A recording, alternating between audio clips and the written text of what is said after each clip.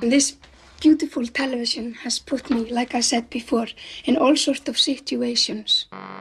Here I am, your big fat Amazing Digital Circus video.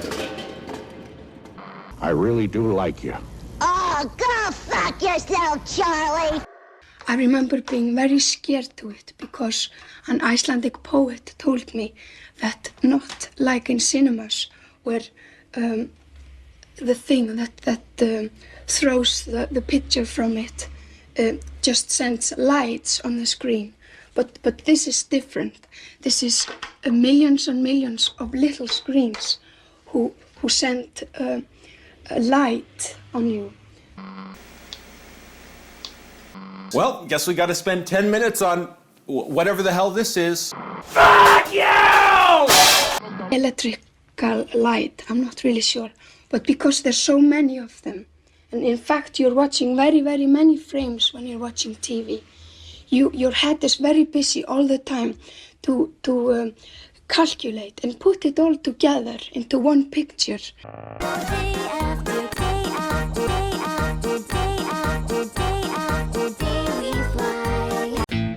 All my friends are dead and they don't like me anymore.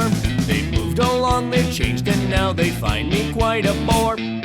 And then, because you're so busy doing that, you don't watch very carefully what the program that you're watching is really about. So you become hypnotized. So all that's on TV, it just goes directly into your brain, and you stop judging if it's right or not. So you just swallow and swallow. This is what an Icelandic poet told me once. And I became so scared to television that I always got headaches when I watched it. But then later on, when I got my Danish book on television, I stopped being afraid because I read the truth. And that's the scientific truth, which is much better. You shouldn't let poets lie to you. Way back then it was okay to be a little weird, but all my friends are dead. Okay, I think I have sufficiently honored the fish. I've been chomping at the bit. Chomping at the bit. Is that an eggcorn? Anyway, and I've been very eager to talk about the amazing digital circus. Let's get right into the show! I'm internet personality Mel Content, and this is my show, 10minutedailyvideo.net, where I frequently talk about the amazing digital circus and other shows, and it's your place for 10minutedailyvideo.net. Okay, here we go. Hey, shut up a minute. In other news, the amazing digital circus leaked before movie premiere, making the internet freak out for some time. What the fuck are you doing, Malf? Get out of here. I'm trying to talk about the amazing digital circus right now, and you've come in here and you've ruined it. You've ruined it already. What? I'm talking about the news. That shit is old. This video is coming out when the episode comes out, so no one cares that there was a leak anymore. That was like a week and a half ago. What have you been doing? This is literally the lightest news I could find. An artist works 3 years on a project, and it's callously leaked, and the fan base thinks not only is it fake, the leak is, and it was an elaborate troll, but also thinks that they didn't respond properly enough. Boy, this fan base, with a fan base like this, who needs enemies? Sort of like what Jax is sort of a stand-in for Gooseworks in many ways. So, and if Pomni knock it off, hey, shut up! What do you do that? This is what I'm doing. You get out of here. You said your news. Your news is late. You go. Get out of here. Malfeasance isn't even a name. I know it's not even a name. Why didn't anybody tell me? Okay, he's gone. I get to finally talk about what I want to talk about really bad about the amazing digital circus. And here it goes. How's it going? Hey, you're being kind of rude. Hey, man, don't be so rude. It's me, your old friend, Metamorphrogus. Yeah, my old friend. I don't want you to talk about the amazing digital circus. I want to talk about the amazing digital circus. I've been champing at the bit. I think it's chomping at the bit. Is that an eggcorn? Is that an egg? It might be an eggcorn. All right, you stop. Don't be distracting. Listen, I'm wanting to talk about Jax and their situation since I watched the movie. I rewatched the movie. I have even more to say. So don't even think about talking about Jax or Pomni or any of that stuff. So what are you even going to talk about? I got something to talk about the leitmotif of the music. Go ahead. Oh, that was easy. Hey everybody, it's me, your old pal, Morphragus. Metamorphragus. I used to be a guy. Any rate, I want to talk about the leitmotifs of the Amazing Digital Circus, because I'm the art guy. There are a couple of leitmotifs that people associate with Amazing Digital Circus. The leitmotifs of You're Home Now and Somebody Real play at the same time that the characters are seeing their real-life counterparts being played back to them by Kane. I don't think it ever happens where those leitmotifs are played at the same time. And they mean different things, but similar things. I don't know. That rewatching it again, that really stood out to me as an important moment, and it makes up for the fact that this isn't a highly animated moment. It's mostly just voiceover and characters responding. It's impressive how much emotion is conveyed just by combining those two very popular musical motifs. So yeah, I hope that helps. The music in Digital Circus is very important because Gooseworks is, of course, a musician, and that makes a big difference. You can tell when a musician makes a project or is in charge of a project versus somebody that doesn't really care about the music. Okay, hey, I should go. I see Melk over there is fuming because he wants to screech about lore or some shit, and I just wanted to talk about leitmotifs. Isn't it great when you know a term and then you can like say it over and over? All right, you're done. Get out of here. Go over here. Hey, I'm gonna get going of my own accord. Here I go, walking off to the side. Hey, thanks for watching, and make sure you like and subscribe. I swear to God, if you like and subscribe because of the frog, I'm gonna lose my fucking mind. I can't rely on Kinger for anything. Okay, I can finally get back to the task at hand, which is to talk about, which is maybe one of my favorite one of my favorite shows of all time, and no one's gonna get in the way of it now. What are you doing over there in the corner of the? What are you doing in the frame? What are you doing? Who are you? That's gonna be difficult to describe. You see, the parameters of the situation are not all there yet, you see. But I think if we contrabulate the situation further and we listify the situation's listifications, and if we shut up. Who are you? Oh, what are you, some kind of caterpillar? My name is Fear and Loathen, and I'm here to give you a list of demands that goes as follows.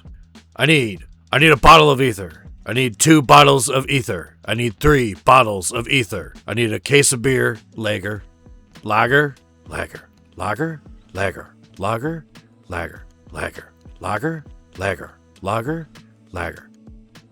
I need 4 ounces of the following strains of marijuana. Super Jedi Supremo Gold, Gold Jedi Supremo Kush Jedi Supremo Brimo Grimo Dreamo Supremo Dreamo Cremo Bimo Remo Bimo and Baby Yoda Kush. Also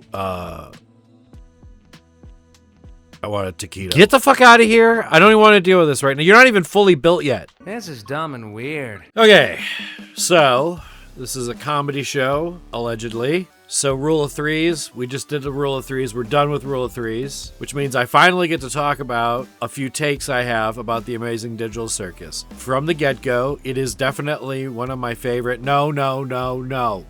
Why is there a little screen now?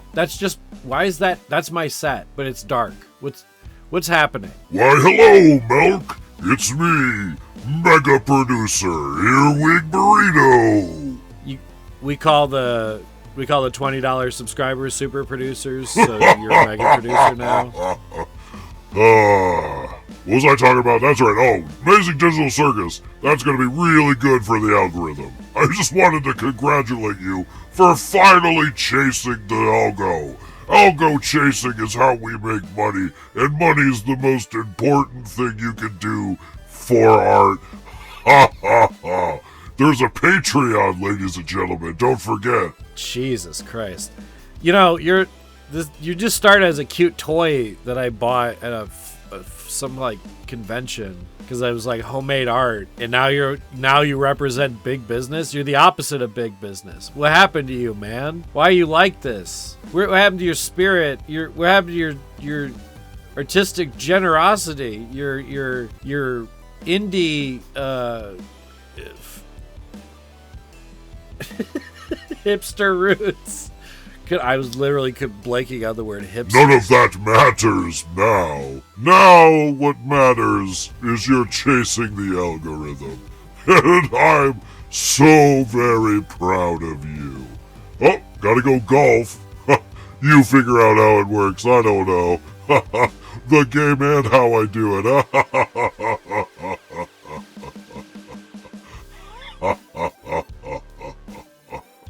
You don't get to be a billionaire without funding Epstein's Island. Gotta go!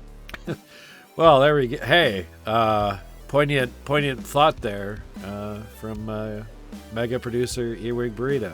What are you doing back here now? I'm really not built yet? What am I, just a head? Yeah, I don't want to spoil it. You're just a head right now. You're supposed to look like Boober. You look a little bit like Boober.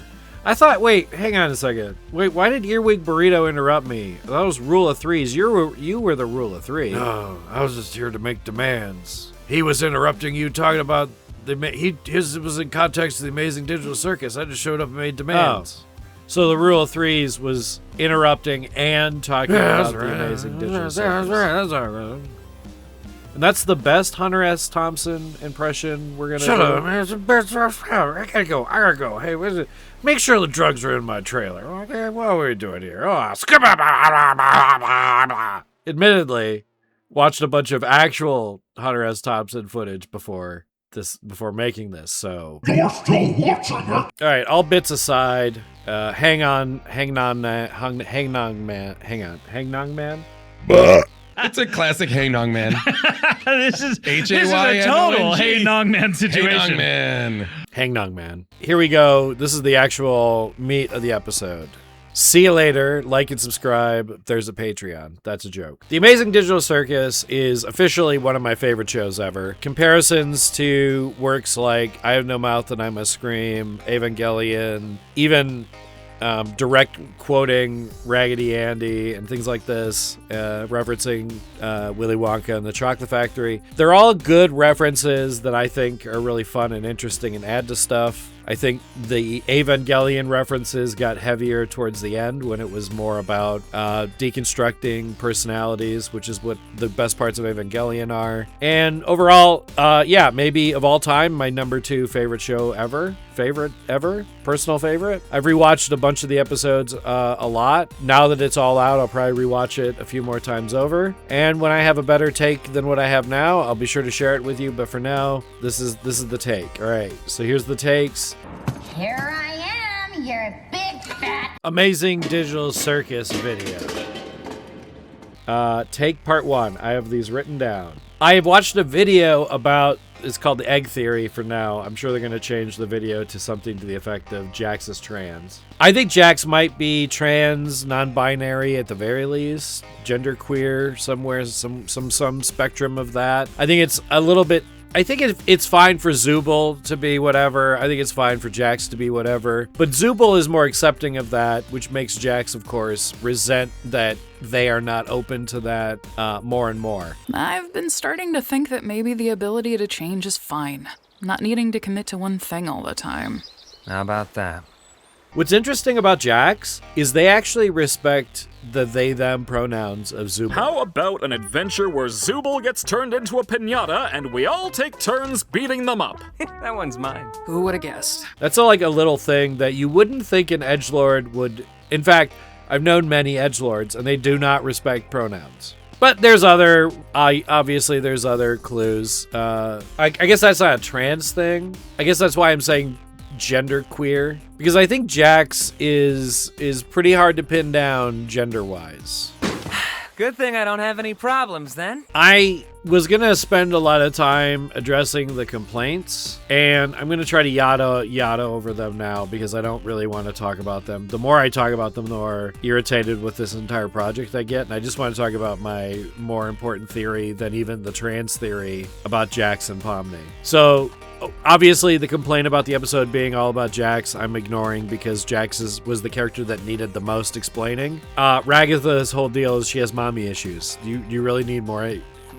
Is she really that intriguing that we need more? Zubul is solved by Gangle, and Gangle is solved by Zubul. If you want more of them, you can write fan fiction. I don't know what else to tell you people. Like, we so rarely get something done and completed that it's frustrating that you focus on these little things. Like anyone that's concerned about CNA is sort of like when you watch Lost being more interested in the Dharma Initiative than the rest of the show. It's called the Dharma Initiative. It has a cool logo. It's called CNA. It has a cool logo. The reason they're done that is so that you ignore them. They're kind of like MacGuffins. They're like scaffolding that holds up the show. They're not that interesting when you learn the truth. That's why Kinger throws the truth out, because that's not what's interesting. What's interesting is, why did Jax abstract? Why did Ribbit abstract? Some crazy criticisms I heard about it was that they deserved the leaks because they put it in theaters. I've heard a few people make some kind of insane person claim that was deserved, and then I don't even want to dignify that with any more than that's a disgusting claim, and fuck all you people that said all that shit.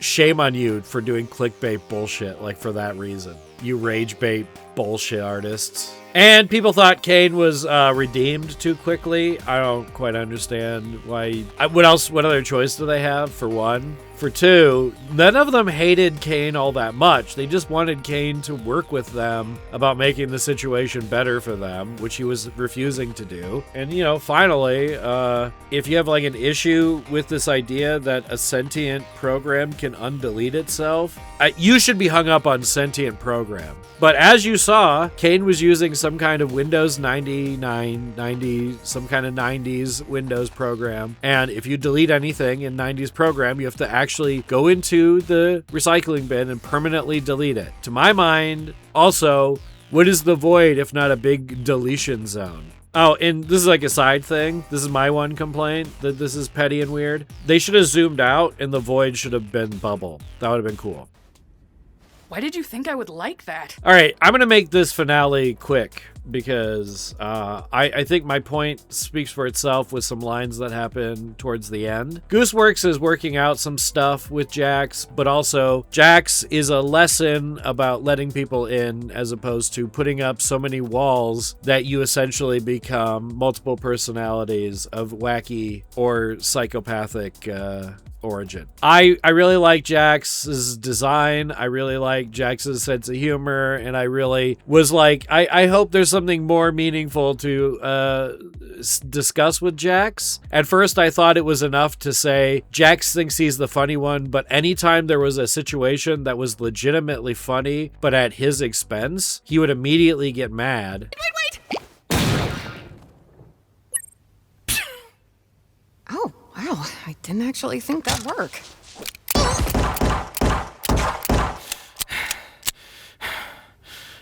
And because of that, it tells me that they're not the funny one, but because they insist on that they're the funny one, it also means that when they insist that they're masculine, that they're probably also not actually masculine. This is what peak male performance looks like.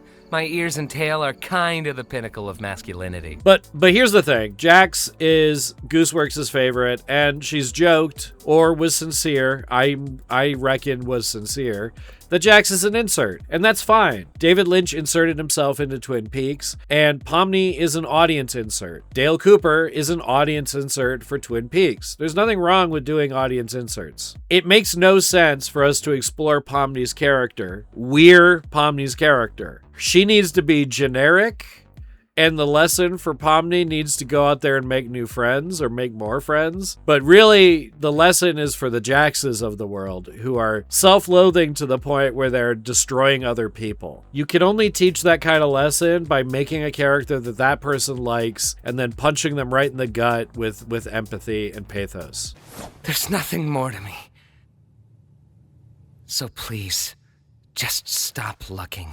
I will always be a sucker for a fuck up with a redemption story. And the fact that Jax really can't be redeemed because they're abstracted makes it all the better that we at least get to learn this stuff about them. Even if it's like watching Ribbit and Jax, like those scenes are so gut-wrenching and emotional and real and like relatable and understandable and human. And also it's beyond silly that I'm describing characters named Jax, a bunny, and Ribbit, a frog, about having like deep, made me cry multiple times while watching the movie, falling out of Friends. But really what sells it for me that Pomni and Jax are the audience and Gooseworks is Goose really hated this at the end. And Jax says, crying, I really hate you, you know. You complicate things, which audiences always do. And we, the audience, says, that's what we do.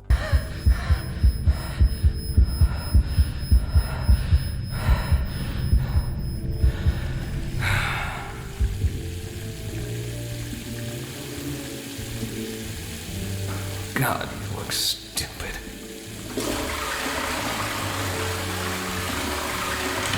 So. There's something there about the moon saying, I know, when Kane says, I didn't program you to say I love you. I think that's a Star Wars reference, and it's like the most clever Han Solo reference I've ever seen in my life, and I love it. So I'm going to go ahead and say it. I get why people's favorite character is Kinger, but it's actually the moon. The moon's the best character. Hello, Kane. I love you. Did anyone have anything else to say? I can't believe it got I thought you guys were going to can't see it. They don't know they're no one has any idea. Hey, I used to be a guy. Like and subscribe.